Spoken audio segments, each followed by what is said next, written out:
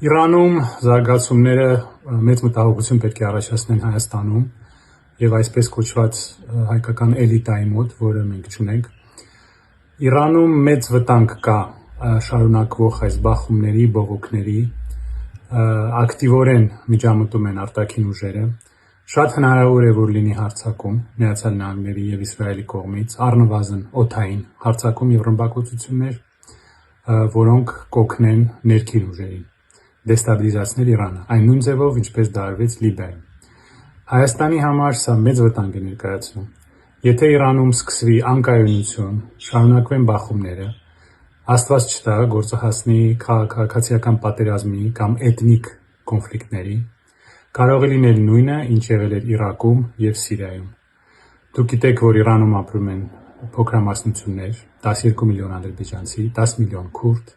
արաբներ, բալուչներ եւ այլ փոքրամասնություններ։ Մեր դեպքում ամենավտանգավորը կլինի այն, եթե բախումներին մասնակցի ադրբեջանցիների համայնքը Իրանում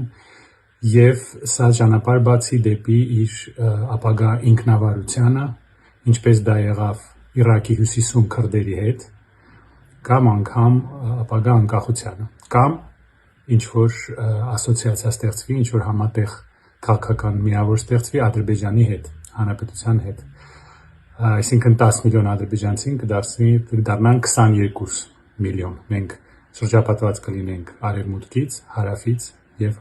արևելքից 100 միլիոնավոր բնակչություն ունեցող 3 թուրք պետությունների կողմից։ Եվ դրա մասին արդեն խոսում են Ադրբեջանում։ Սա այդքան էլ ֆանտազիա չէ, սա հնարավոր է, քանի որ տեսեք Իրաքում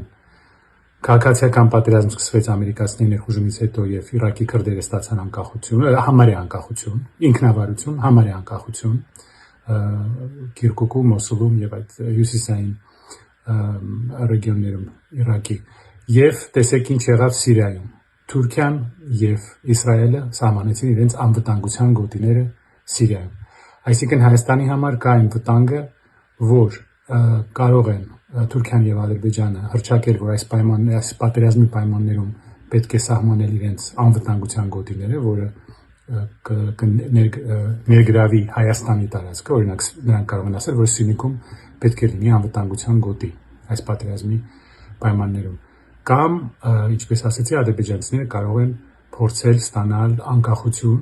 կամ ինքնավարություն եւ սկսել մերձենալ Ադրբեջանի եւ Թուրքիայի հետ։ Դրանից հետո մենք շատ ծանր պայմանների մեջ կգտնվենք։